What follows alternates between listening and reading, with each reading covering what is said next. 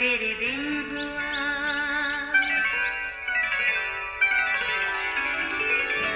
नया फिर दिन हुआ, पुरानी रात का करे सो शुक्र हम खुदा की जात का, खुदा की जात का, नया फिर दिन हुआ।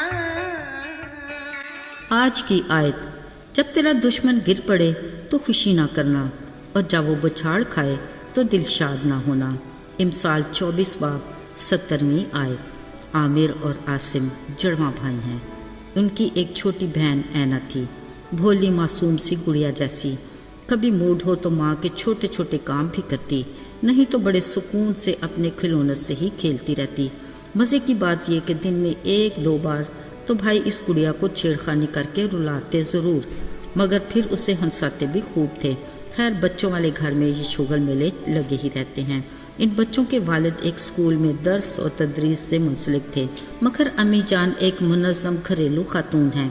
बच्चों के मामले में ममता ने खिलाया तो सोने के चम्मच से, मगर देखा शेर की आंख से।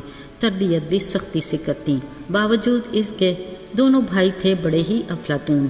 क्रिकेट हो या कुश्ती, वीडियो गेम हो या अपनी पसंद का कोई चैनल, इन सब का इख्तिताम लड़ाई मार कुटाई से ही होता, और मुकदमे दिन में कई बार माँ की अदालत में पेश होते।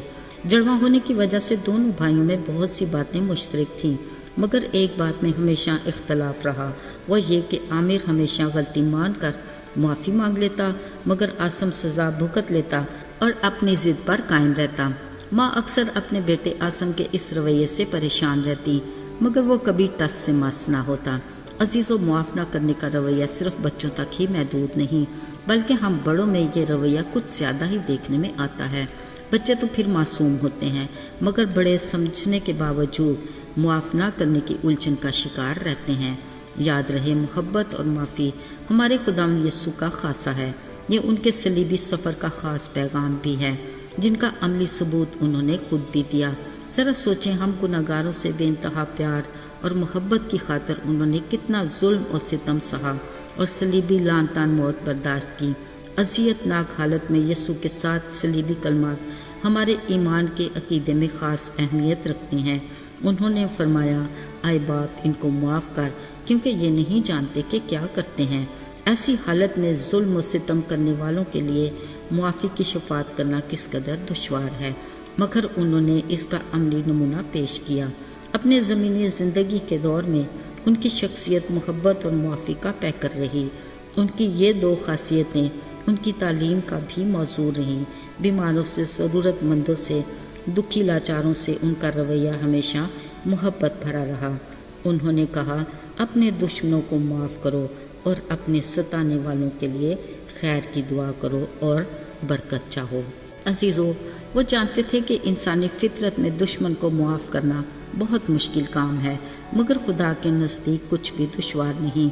बतौर मसीही वो हमें हर बार दुश्मन को मुआफ़ करने की तलकीन करते हैं। सुलेमान बादशाह की हिकमत की किताब में यूँ तहरीर है, जब तेरा दुश्मन गिर पड़े तो खुशी न मनाना, और जब वो बिछाड़ खाए तो दिल शाद ना होना।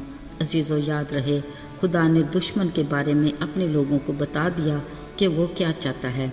बतौर मसीही हमारा अमली किरदार यीशु की मर्ज़ी और ख्वाहिश के मुताबिक ऐसा होना चाहिए कि अगर हमारा दुश्मन भूखा है तो उसे खाना खिलाए, अगर प्यासा है तो पानी पिलाए। अजीज़ों, ऐसे रवैये का असर बहुत गहरा और पुरतासीर है। खुदावंद ने कहा, अगर तू ऐसा करेगा तो गोया तो उसके सर पर आग के अंगारों का ढेर लगाएगा। मतलब ये है कि हमारी मोहब्बत और मुआफ़ी का असर ये होगा कि वो हमारे इस रवैये से मसीह को मुनक्कस होते देखेगा। फिर हमारे इस काम से आसमानी बाप को जलाल मिलेगा, और यही हमारी पहचान है। अजीज़ों, इस बात में भी हकीकत है कि बाज़ लोग हमें इस हद तक ज़िज करते हैं कि माफ़ करना तो दूर की बात, हम उससे बदला लेने का मौका ढूंढते रहते हैं और मंसूबा बनाते हैं। हमारी इस फितरत को समझते हुए खुदा ने फरमाया, इंतकाम लेना मेरा काम है, बदला मैं ही लूँगा। बतौर हकीकी मसीही हमें अपने सारे मामलात को खुदा के सुपुर्द करना चाहिए। आदल मुनसिफ वो खुदा है जो इंसाफ के तख्त पर बैठा है। بلکہ اس نے بڑی خوبصورت نصیحت کی کہ جو تمہیں ستاتے ہیں ان کے واسطے برکت چاہو، پھر کہا برکت چاہو، لعنت نہ کرو۔ میرے عزیزو، ذرا یہ بھی تو سوچیں کہ گناہ کے باعث ہم بھی تو حق اور سچ کے دشمن تھے، مگر اس نے اپنی محبت کے باعث نہ صرف ہمیں معاف کیا بلکہ ہمیں گناہ کی دلدل سے نکالا اور ہلاکت سے بچایا۔ اس نے تو اپنی محبت کی خوبی ہم پر یوں ظاہر کی کہ اپنے اکلوتے بیٹے یسوع کی جان کا کفارہ دے دیا۔ اب ہمارا کام ہے کہ ہم اپنے گناہوں کا اقرار کر کے اس کی عطا کردہ ہمیشہ کی زندگی کو قبول کریں۔ عزیزو، آج کے دن کے لیے ہمارے واسطے محبت اور معافی خدا کا خاص پیغام ہے۔ ذرا سوچتے ہیں، اگر کوئی ہمارا ایسا دشمن ہے جس کو ہم معاف نہیں کرنا چاہتے، بطور مسیحی ہمیں آج خدا کے اس پیغام کو اپنے دل میں بسانا ہے۔ یقیناً وہ ہمارے دل میں اپنی محبت کو بھر دے گا اور ہمیں اپنے دشمن کو معاف کرنے کی توفیق عطا کرے گا۔